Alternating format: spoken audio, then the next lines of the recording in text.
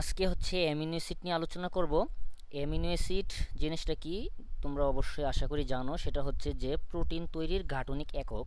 অর্থাৎ প্রোটিন তৈরি হয়, মনে করো একটা প্রোটিন, এই প্রোটিনটা হচ্ছে অনেকগুলো amino acid, amino acid, amino acid, amino acid, এরকম অসংখ্য অ্যামিনো অ্যাসিড পরস্পর যুক্ত হয়ে একটা প্রোটিন তৈরি করে।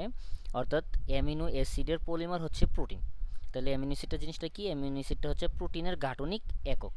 ওকে। তো আসলে আমাদের এখান থেকে যে যে তথ্যগুলা মেডিকেলে আসবে বা আসার মতো তথ্য, এগুলোই আমরা মূলত জানবো।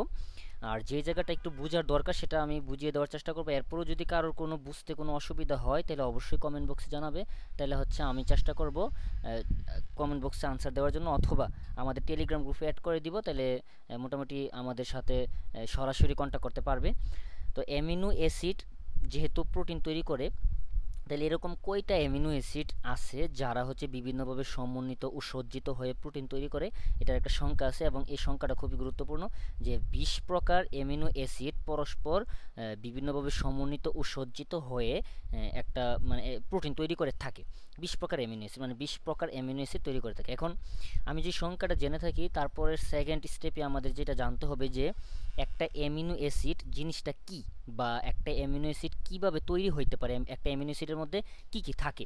তো আমরা এখানে হচ্ছে অ্যামিনো অ্যাসিডের যে কার্বনকে ঘিরে কি কি থাকে এটা আমরা দেখব, তারপর আমরা সংকেতটা দেখব। একটা হচ্ছে, যেহেতু এটা অ্যামিনো অ্যাসিড, অবশ্যই এটার মধ্যে একটা অ্যামিনো গ্রুপ থাকবে। খুবই সুন্দর কথা, একটা অ্যামিনো অ্যাসিডের মধ্যে অবশ্যই একটি অ্যামিনো গ্রুপ থাকবে। 2 নম্বর কথা হচ্ছে, অ্যামিনো গ্রুপের পাশাপাশি তার একটা কার্বক্সিলিক গ্রুপ থাকবে। কি থাকবে? Carboxyl group. তাহলে প্রথম কথা হচ্ছে যে একটা অ্যামিনো গ্রুপ থাকবে আর একটা হচ্ছে কার্বক্সিল গ্রুপ থাকবে। তাহলে কার্বনের 4টা হাতের মধ্যে একটা হাতের মধ্যে চলে গেল হচ্ছে অ্যামিনো গ্রুপ, আর একটা হাতের মধ্যে চলে গেল হচ্ছে কার্বক্সিল গ্রুপ। এখন আরও আছে হচ্ছে তার 2টা হাত, এই 2টা হাতের মধ্যে একটার মধ্যে হচ্ছে আর গ্রুপ থাকবে। এখানে আর গ্রুপটা বলতে মিথাইল, ইথাইল, প্রোপাইল এরকম বোঝাচ্ছে, মানে অর্থাৎ একটা কার্বন শিকল থাকবে আর কি। এটা 1 কার্বন বিশিষ্ট হইতে পারে শিকলটা, 2 কার্বন বিশিষ্ট হইতে পারে, 3 কার্বন বিশিষ্ট হইতে পারে, যে কোনো একটা মানে কার্বন বিশিষ্ট একটা শিকল হবে। এটাকে আর দিয়ে প্রকাশ করে। তা আর জিনিসটা যদি তারপরও না বুঝে থাকো, এটা জৈব যুগের আলোচ্য বিষয় আর কি। তো এটার মধ্যে আর একটা গ্রুপে যদি আর চলে যায়, আর একটা হাত খালি থাকবে। ওই একটা হাতের মধ্যে থাকে হচ্ছে হাইড্রোজেন। কিছু কিছু সময় এই হাইড্রোজেনের জায়গায় অন্য কিছু থাকতে পারে, তখন এটার নামটা বিভিন্ন ধরনের হয়ে থাকে। তাহলে হচ্ছে একটা হাইড্রোজেন থাকবে অবশ্যই, তারপর কার্বক্সিল গ্রুপ থাকবে, তারপর একটা হচ্ছে অ্যামিনো গ্রুপ থাকবে, আর একটা আর গ্রুপ থাকবে। বিভিন্ন সময় আর গ্রুপটা বিভিন্ন ধরনের মৌল বা হচ্ছে ইয়ে দিয়ে প্রতিস্থাপিত হইতে পারে, তখন এটার বিভিন্ন নাম হতে পারে। হাইড্রোজেনটা অবশ্যই থাকবে, তারপর হচ্ছে কার্বক্সিল গ্রুপটা থাকবে, অ্যামিনো গ্রুপটা থাকবে, আরটা বিভিন্ন সময় প্রতিস্থাপিত হয়। তাইলে আমি আবারও একটু বলি, এটা অবশ্যই আসবে, বলবে যে নিচের কোনটি অ্যামিনো অ্যাসিডের মানে মধ্যে থাকে না। তাহলে 1 নম্বর হচ্ছে অ্যামিনো অ্যাসিডের মধ্যে থাকে হচ্ছে অ্যামিনো গ্রুপ থাকবে একটা মাস্ট, তারপর হচ্ছে একটা কার্বক্সিল গ্রুপ থাকবে মাস্ট, একটা হাইড্রোজেন গ্রুপ থাকবে মাস্ট, আর আরেকটা থাকবে হচ্ছে আর গ্রুপ। এই আর গ্রুপটা বিভিন্ন সময় বিভিন্ন ধরনের মৌল দিয়ে হচ্ছে প্রতিস্থাপিত হতে পারে। তো আমরা এখন একটু গঠনটা দেখি। এই যে আমরা যেভাবে বলছি যে একটা গ্রুপে তার কার্বক্সিল গ্রুপ থাকবে, আরেকটা গ্রুপে হচ্ছে অ্যামিনো গ্রুপ থাকবে, আরেকটার মধ্যে হচ্ছে আর গ্রুপ থাকবে। এখানে হচ্ছে যেমন এখানে দেওয়া আছে হচ্ছে CH3। এটা হচ্ছে একটা মিথাইল। মিথাইল আবার বলি, এটা CH3 মানে কি? মিথাইল বোঝাচ্ছে। তো এরপরে এটা মিথাইল না থেকে ইথাইলও থাকতে পারে। মানে অর্থাৎ আর বলতে এখানে যে মানে CH3 থাকতে হবে বিষয়টা এরকম না। এখানে CH3 না থেকে এরকম CH3, CH2 এরকমও থাকতে পারে। মানে যেটাই থাকুক একটা কার্বন শিকল থাকবে, এটা শিওর। তারপর হচ্ছে 4 নাম্বার যে হাতটা, এই 4 নাম্বার হাতের মধ্যে থাকবে হচ্ছে তার একটা হাইড্রোজেন মূলক থাকবে। আশা করি বুঝতে পারছো, এই হাইড্রোজেন মূলক থাকবে। এখন আমরা একটু এখন তো এটা বোঝা হয়ে গেছে যে এটা গাঠনিকটা কীরকম গঠন আকারে, একটা কার্বক্সিল গ্রুপ, অ্যামিনো গ্রুপ, হচ্ছে আর গ্রুপ, আর একটা এইচ থাকবে, মানে হাইড্রোজেন থাকবে।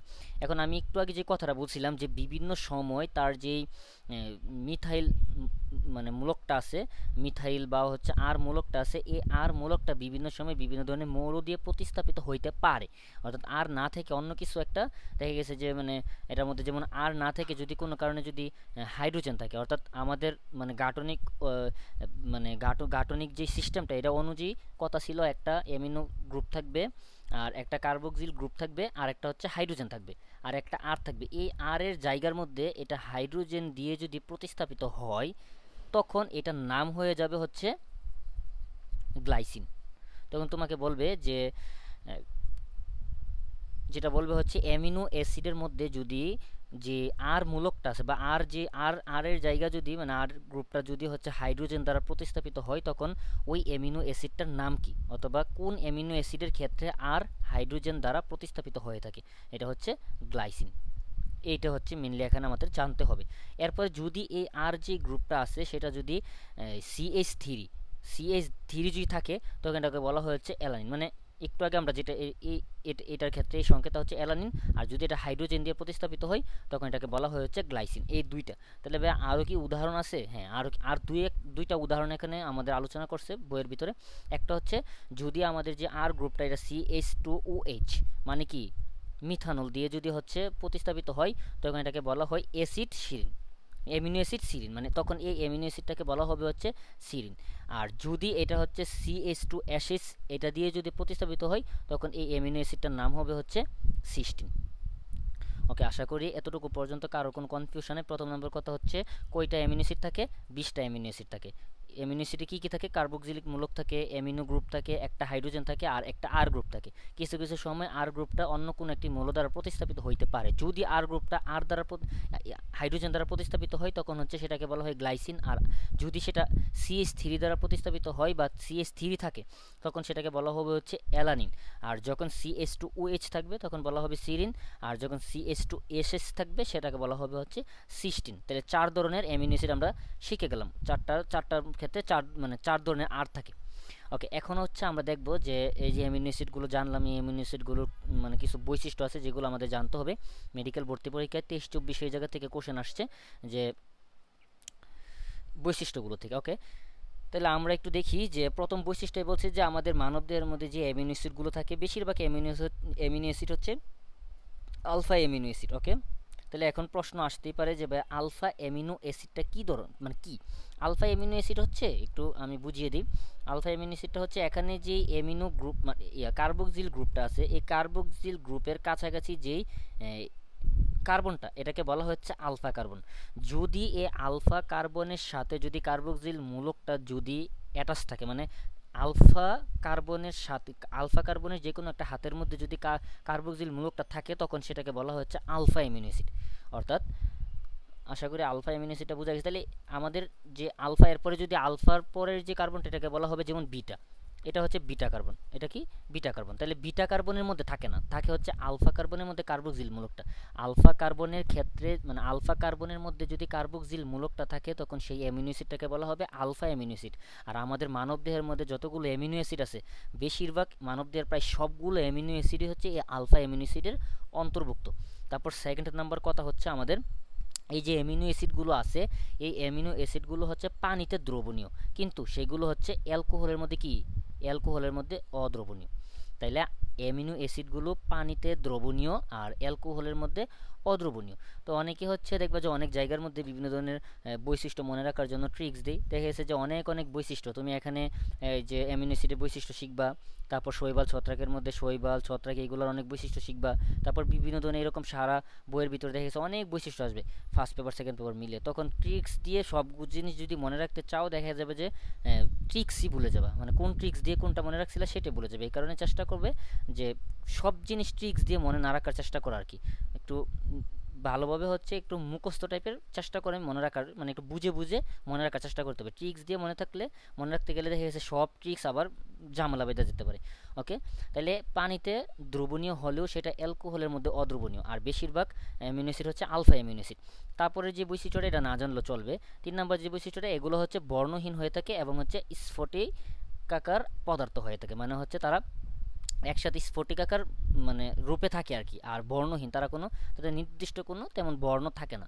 এরপরে 5 নম্বরটা যেটা এটা না জানলেও চলবে, তেমন গুরুত্বপূর্ণ, কিন্তু এটাকে অবশ্যই এরপরে 6 নম্বরের বৈশিষ্ট্যটা জানতেই হবে। সেটা হচ্ছে যে এরা কিন্তু উচ্চ গলনাঙ্ক বিশিষ্ট। কি উচ্চ গলনাঙ্ক বিশিষ্ট।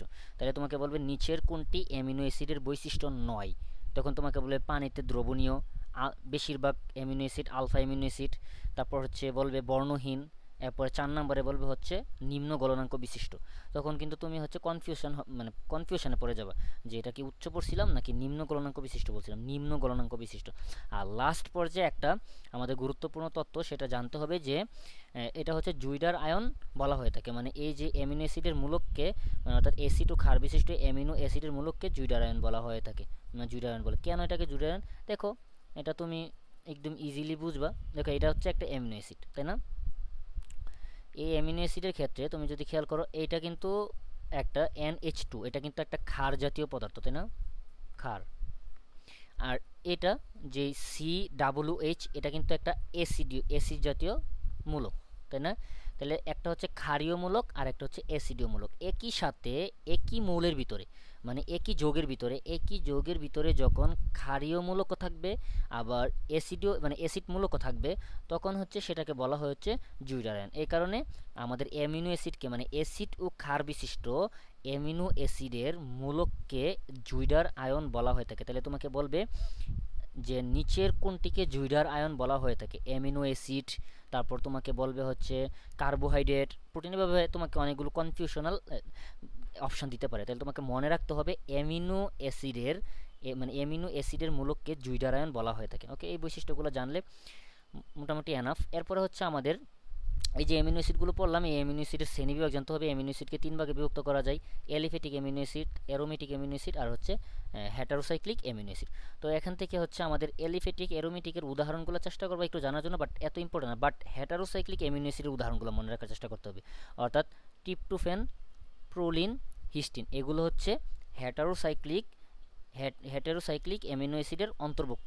তাহলে কি আবারও বলি, আমাদের যে অ্যামিনো অ্যাসিড আছে এই অ্যামিনো অ্যাসিডকে মোট 3 ভাগে বিভক্ত করা হয়েছে। একটা হচ্ছে aliphatic amino acid, aromatic amino acid, heterocyclic amino acid. এই হেটারোসাইক্লিক অ্যামিনো অ্যাসিডের উদাহরণগুলো আমাদের অবশ্যই জানতে হবে: ট্রিপটোফ্যান, প্রোলিন আর হচ্ছে হিস্টিডিন। এখন তোমাকে এখান থেকে যে কোশ্চেনটা আসবে 3 ধরনের অ্যামিনো অ্যাসিড, এইটা আসলে আসে না, তোমাকে আসবে হচ্ছে এই কোশ্চেনটা যে নিচের কোনটি হেটেরোসাইক্লিক অ্যামিনো অ্যাসিড নয়।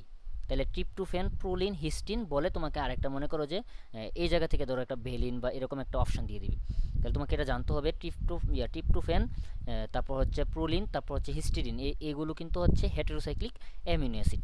ভ্যালিন হেটেরোসাইক্লিক অ্যামিনো অ্যাসিড নয়। তাহলে তোমাকে 9 কথাটা অনেক কিছু হইতে পারে, বা 3টা তুমি মনে রাখলে যেটা তোমার এই 3টা বাদে যেটা থাকবে সেটা আনসার হবে যদি 9 কথা দিয়ে আসে। এরপরে আমরা এটা তো একটু আগে জানে আসলাম যে 20টা অ্যামিনো অ্যাসিড বিভিন্নভাবে যুক্ত হয়ে করে। এই যে 20টা অ্যামিনো অ্যাসিডের মধ্যে কিছু মানে আমাদের যে অ্যামিনো অ্যাসিডগুলো আছে, তারপর হচ্ছে যে অনেকগুলো অ্যামিনো অ্যাসিড তো আছে, তারপর ওই অ্যামিনো অ্যাসিডগুলোর মধ্যে কিছু কিছু অ্যামিনো অ্যাসিড আছে হচ্ছে প্রোটিন গঠনে সহায়তা করে, এগুলোকে বলা হয় হচ্ছে প্রোটিন অ্যামিনো অ্যাসিড। আর কিছু কিছু আছে হচ্ছে মানে প্রোটিন তৈরিতে সাহায্য করে না বা প্রোটিন তৈরিতে অংশগ্রহণ করে না, এগুলোকে বলা হয় নন প্রোটিন অ্যামিনো অ্যাসিড। এরকম দু একটা উদাহরণ আছে, এগুলো একটু জানবা, যে অর্নিথিন, তারপর হচ্ছে সাইট্রোলিন, তারপর হচ্ছে হেমোসিরিন, এগুলো কিন্তু হচ্ছে নন প্রোটিন অ্যামিনো অ্যাসিড। অর্থাৎ এগুলো অ্যামিনো অ্যাসিড ঠিক আছে, কিন্তু এগুলা প্রোটিন তৈরিতে অংশগ্রহণ করে না। তাইলে যেইগুলো মানে 20টা যে অ্যামিনো অ্যাসিড আছে প্রোটিন তৈরিতে অংশগ্রহণ করে, এদেরকে বলা হয় প্রোটিন অ্যামিনো অ্যাসিড। আর 20টার পরে আরও কিন্তু অ্যামিনো অ্যাসিড আছে, ওই যেই এছাড়াও অনেক অ্যামিনো অ্যাসিড আছে যেগুলো হচ্ছে প্রোটিন তৈরিতে অংশগ্রহণ করে না, ওইগুলোকে বলা হয় নন প্রোটিন অ্যামিনো অ্যাসিড। তাহলে তোমাকে পরীক্ষা আসতে পারে যে নিচের কোনটি non protein amino acid: ornithine, citrulline, homoserine. আশা করি বুঝতে পারছো। এরপরে হচ্ছে আমাদের যে একটা অ্যামিনো অ্যাসিড খুবই গুরুত্বপূর্ণ তথ্য, এটা একদম 10 স্টার না, একদম 50 স্টার দিয়ে রাখতে পারো, যে আমাদের যে প্রোটিন আছে ওই প্রোটিনের মধ্যে হাইড্রোক্সি প্রোটিনের উপস্থিতি খুবই সীমিত পরিমাণে থাকে। মানে তারা একদম উপস্থিত থাকে না সেটা বললেও হবে না, তারা উপস্থিত থাকে তবে সেটা খুবই সীমিত পরিমাণে, যার কারণে এগুলোকে বলা হয় বিরল, মানে এটাকে বলা হয় হচ্ছে বিরল অ্যামিনো অ্যাসিড। এটা পরীক্ষার ভিতরে অনেকবার আসছে, বিভিন্ন ধরনের ভর্তি পরীক্ষা, ঢাকা বিশ্ববিদ্যালয় মেডিকেল ভর্তি পরীক্ষা, ডেন্টাল ভর্তি পরীক্ষা, অনেকবারই এটা আসছে এই কোশ্চেনটা, যে কোনটিকে বিরল অ্যামিনো অ্যাসিড বলা হয়: হাইড্রোক্সিপ্রোপিন। এটা কিন্তু জানতে হবে, আমি কিন্তু বারবার বলতেছি এটা জানতে হবে, হাইড্রোক্সিপ্রোপিনকে বলা হয়ে থাকে বিরল অ্যামিনো অ্যাসিড। ওকে, এরপরে আমরা যাই হচ্ছে অত্যাবশ্যকীয় আর অনাত্যাবশ্যকীয় অ্যামিনো অ্যাসিডের কথাবার্তার মধ্যে। এটা কি যেগুলো মানে যে অ্যামিনো অ্যাসিডগুলো আমাদের দেহের ভিতরে প্রাকৃতিকভাবে তৈরি হয়ে থাকে, ধরো আমাদের দেহের ভিতরে যেই অ্যামিনো অ্যাসিডগুলো প্রাকৃতিকভাবে তৈরি হয়ে থাকে ওইগুলা কিন্তু আমরা খাবারের সাথে না খাইলেও আমাদের চলবে, মানে আমাদের ওই অ্যামিনো অ্যাসিডগুলোর আর কোনো মানে যে কি আমাদের দেহের ভিতরে কোনো অভাব তৈরি হবে না, ওইগুলোকে বলা হয় হচ্ছে অনাত্মবেশীয় অ্যামিনো অ্যাসিড, মানে আমাদের খাবারের সাথে না খাইলেও চলে, এই কারণে এগুলাকে অনাত্মবেশীয় বলা হয়। আর যেই অ্যামিনো অ্যাসিডগুলো আমাদের খাবারের সাথে অবশ্যই খাইতে হবে, মানে আমাদের দেহের ভিতরে এগুলো উৎপন্ন হয় না বা প্রাকৃতিকভাবে আমাদের দেহের ভিতরে সেগুলো ক্রিয়েট হয় না, এগুলোকে বলা হয় অত্যাবশ্যক অ্যামিনো অ্যাসিড, যেগুলো আমাদের অবশ্যই খাবারের সাথে গ্রহণ করতে হবে। তাহলে আমাদের যে মানে প্রাপ্তবয়স্ক মানুষের ক্ষেত্রে কয়টা অত্যাবশ্যকীয় অ্যামিনো অ্যাসিড আর কয়টা অনাত্যাবশ্যকীয় অ্যামিনো অ্যাসিড এই সংখ্যাটা প্রথম অবস্থায় আমাদের জানা জরুরি। যেমন আমাদের বয়স্ক মানুষদের ক্ষেত্রে হচ্ছে 12টি হচ্ছে আমাদের অনাত্যাবশ্যকীয় অ্যামিনো অ্যাসিড, আর 8টি হচ্ছে আমাদের 8টি হচ্ছে আমাদের অত্যাবশ্যকীয় অ্যামিনো অ্যাসিড। তাহলে আবারও বলতেছি যে আমাদের প্রাপ্তবয়স্ক মানুষদের ক্ষেত্রে যে 20টা অ্যামিনো অ্যাসিড আছে ওই 20টা অ্যামিনো অ্যাসিডের মধ্যে হচ্ছে 8টা হচ্ছে অত্যাবশ্যকীয়, যেগুলো অবশ্যই খাবারের সাথে গ্রহণ করতে হবে, আর 12টা হচ্ছে অনাত্যাবশ্যকীয়, এগুলো খাবারের সাথে গ্রহণ না করলেও চলবে, কারণ এগুলো আমাদের দেহ অভ্যন্তরে অটোমেটিক উৎপন্ন হয়ে থাকে। কিন্তু যখন আমরা শিশু অবস্থায় থাকি তখন আমাদের 8টা খাবার মানে 8টা অ্যামিনো অ্যাসিড গ্রহণ করলেই হয় না, আরও 2টা আছে যেগুলো আমাদের দেহের ভিতর উৎপন্ন হয় না, কিন্তু বড় হইলে উৎপন্ন হওয়া শুরু হয়। ওইগুলো হচ্ছে এক্সট্রা শুধু শিশুদের জন্য, এগুলো বড় হয়ে গেলে তখন আমাদের দেহের ভিতরে মানে অটোমেটিক উৎপন্ন হইতে পারে, কিন্তু শিশু অবস্থায় উৎপন্ন হয় না। এই কারণে শিশুদের ক্ষেত্রে অত্যাবশ্যকীয় অ্যামিনো অ্যাসিড হচ্ছে 10টি, যেগুলো খাবারের সাথে গ্রহণ করতে হবে। তাহলে প্রশ্ন করতে পারে যে কোনগুলো এক্সট্রা, যেগুলো হচ্ছে আমাদের শিশু অবস্থায় তৈরি হয় না, অবশ্যই খাবারের সাথে খাইতে হয়, এগুলো হচ্ছে আর্জিনিন এবং হচ্ছে হিস্টিডিন। বারবার বলতেছি আর্জিনিন হিস্টিডিন, এগুলো এগুলো কিন্তু বারবার বলতেছি, এগুলো জানতে হবে, স্টার মার্ক দিয়ে রাখতে পারো। তাহলে তোমাকে বলবে নিচের কোনটি শিশুদের ক্ষেত্রে অত্যাবশ্যকীয় অ্যামিনো অ্যাসিড, নিচের কোনটি শিশুদের ক্ষেত্রে অত্যাবশ্যকীয় অ্যামিনো অ্যাসিড, এইভাবে তোমাকে কোশ্চেনটা আসবে। এখন কিভাবে আসবে আমি আবারও একটু বলে দিই, তখন অপশান কিভাবে দিবে, অপশান দিবে হচ্ছে এইভাবে লিউসিন দিবে, তারপর আইসোলিউসিন দিবে, তারপর ধরো মনে করো যে টিপটুফেন দিল, দিয়ে এই জায়গা থেকে একটা হিস্টিডিন দিবে। দেখো এই যে চারটা যেই মানে পদার্থ মানে চারটা যেই অ্যামিনো অ্যাসিডের নাম আমি বললাম এখন, এই চারটা অ্যামিনো অ্যাসিড চারোটাই কিন্তু অত্যাবশ্যকীয়, তবে 3টা হচ্ছে আমাদের প্রাপ্তবয়স্কের জন্য অত্যাবশ্যকীয় আর একটা হচ্ছে শিশুদের জন্য এক্সট্রা, যেগুলো পুরুষের মানে আমাদের প্রাপ্তবয়স্ক পুরুষ বা প্রাপ্তবয়স্ক মহিলাদের ক্ষেত্রে সেটা অত্যাবশ্যকীয় নয়। তো তোমাকে কিন্তু আসলে প্রশ্ন করে নাই নিচের কোনটি অত্যাবশ্যকীয় অ্যামিনো অ্যাসিড, তোমাকে প্রশ্ন করছে নিচের কোনটি শিশুদের জন্য অত্যাবশ্যকীয় অ্যামিনো অ্যাসিড, তখন কিন্তু শিশুদের জন্য 2টা আলাদা আসে, যেগুলো হচ্ছে আমাদের প্রাপ্তবয়স্কের জন্য অত্যাবশ্যকীয় নয়। তখন দেখবে যে 4টাই অত্যাবশ্যকীয় দিবে, কিন্তু একটা দিবে হচ্ছে শিশুদের জন্য অত্যাবশ্যকীয় আর্জিনিন আর হচ্ছে হিস্টিডিন। তাহলে আমাকে এটা একটু ভালোভাবে একটু মনে রাখার চেষ্টা করতে হবে, এই কারণে আমি এখানে হচ্ছে এক্সট্রাভাবে আমি হিস্টিডিন এবং আর্জিনিনটাকে দাগিয়ে রাখছি। আর ভাই তাহলে আমার বাকি 8টা জানতে হবে কিনা, এই বাকি 8টা জেনে রাখতে পারো যে নিচের কোনটি মানে 8টা হচ্ছে অত্যাবশ্যকীয় অ্যামিনো অ্যাসিডের নাম একটু জেনে রাখবা। তবে আমি আমার জায়গা থেকে বলবো যে 8টা মুখস্থ না করলেও মানে হয় অনেক ক্ষেত্রে, কারণ বেশিরভাগ ক্ষেত্রে যতবার এই ভর্তি পরীক্ষার ক্ষেত্রে এগুলো আসে যে কোনটি অত্যাবশ্যকীয় অ্যামিনো অ্যাসিড নয়, তখন তোমাকে অবশ্যই 3টা তো অত্যাবশ্যকীয় দিবে আর একটা দিবে হচ্ছে অনাত্যাবশ্যকীয়, ওই একটা অপশান বেশিরভাগ ক্ষেত্রে থাকে হচ্ছে এই 2টার মধ্যে যে কোনো একটা। এই কারণে আমাদের হচ্ছে এই 2টা হিস্টিডিন আর আর্জিনিনটা মনে রাখলে আমরা মোটামুটি অত্যাবশ্যকীয় অ্যামিনো অ্যাসিড 9 কোনটি এটাকে আমরা খুঁজে বের করে ফেলতে পারবো অপশানের মধ্যে খুবই সহজে। তারপরেও বিপদ এড়ানোর জন্য ওই 8টা অ্যামিনো অ্যাসিডের নাম 4-5 বার একটু পড়ে রাখবা, মুখস্থ হোক না হোক একটু রিডিং দিবা, কিন্তু মুখস্থ করে ফেলতে পারলে খুবই ভালো। ওকে, এরপরে আমরা এই যে অ্যামিনো অ্যাসিডগুলো এতক্ষণ যাবত পড়লাম, এই অ্যামিনো অ্যাসিডগুলো আমাদের কি সাহায্য করে বা কি করে, তাহলে একটা কথা কিন্তু অত্যন্ত পক্ষ এটা তোমার কোনো মানে কনফিউশন থাকার কথা না যে এই অ্যামিনো অ্যাসিডগুলো আমাদের প্রোটিন তৈরিতে সাহায্য করে, নাকি এটার মধ্যে কোনো সন্দেহ আছে? মনে হয় না যে এটার মধ্যে কোনো সন্দেহ আছে, অর্থাৎ প্রোটিন তৈরিতে তারা সাহায্য করে। তাহলে এখন তোমাকে যদি আমি বলি যে আমাদের খাদ্যের যে 3টা উপাদান আছে এই 3টা উপাদানের মধ্যে প্রোটিন যে উপাদানটা আছে এটা আমাদের গঠনে সাহায্য করে, মানে দেখবা যে তুমি ছোটোবেলা থাকতে যখন মানে কারোর গাঠনিক দুর্বলতা থাকে তখন তাকে হচ্ছে হরলিক্স বা হচ্ছে বিভিন্ন ধরনের খাবার দেয়, ওইগুলোর মধ্যে কিন্তু প্রচুর পরিমাণে প্রোটিন থাকে। এই প্রোটিন হচ্ছে আমাদের দেহকে গাঠনিক মানে গঠনে সাহায্য করে। এই কারণে যেহেতু এই অ্যামিনো অ্যাসিড প্রোটিন তৈরিতে সাহায্য করে, তাহলে পরোক্ষভাবে বলা যায় তারা আমাদের জীবদেহ গঠনেও ভূমিকা রাখে। তাহলে জীবদেহ গঠনে ভূমিকা রাখে। এরপরে পাশাপাশি তারা হচ্ছে কিছু ভিটামিন, এনজাইম এরপর হচ্ছে ইন্ডোল হরমোন অ্যান্টিবডি সংশ্লেষ করে থাকে। এটা এত ইম্পর্টেন্ট না, বাট এইটা অবশ্যই ইম্পর্টেন্ট যে ইউরিয়া সংশ্লেষে তারা সাহায্য করে থাকে। তাইলে তারা দুইটা জিনিস কিন্তু সংশ্লেষ করতেছে, একটা হচ্ছে প্রোটিন সংশ্লেষ করতেছে, তারা আবার হচ্ছে ইউরিয়া সংশ্লেষ করতেছে। এবং যেহেতু তারা প্রোটিন সংশ্লেষ করে, তাহলে অবশ্যই তারা জীবদেহ গঠনে পরোক্ষভাবে তারা অংশগ্রহণ করে থাকে। তারপর তারা হচ্ছে রোগ প্রতিরোধ ক্ষমতা আমাদের বাড়ায় থাকে। তারপর হচ্ছে তারা এই যে অ্যামিনো অ্যাসিডগুলো আমাদের পিএইচ নিয়ন্ত্রণ করে। তারপর হচ্ছে তারা চুল ও চোখের কোরাকয়েড স্তরে বিদ্যমান মেলানিন রঞ্জক সৃষ্টিতে সহায়তা করে। মানে অর্থাৎ আমাদের চুল এবং চোখের যে কোরাকয়েড স্তরে বিদ্যমান মেলানিনের যে রঞ্জকটা আছে, ওইটার কারণে আমাদের চোখগুলোর ভিতরে যে কালো যে ইয়াটা আছে, এই কালো এবং চুলগুলো আমাদের কালো হয়ে থাকে এই মেলানিনের কারণে। তাহলে এই মেলানিন রঞ্জকটা সৃষ্টি করে কে? Amino acid. তাহলে আমি আবারও একটু বলি যেন কারোর কোনো কনফিউশন না থাকে। নাম্বার 1 হচ্ছে তারা প্রোটিন তৈরি করে। যেহেতু তারা প্রোটিন তৈরি করে, অবশ্যই তারা দেহ গঠনে মানে জীবদেহ গঠনে সহায়তা করবে।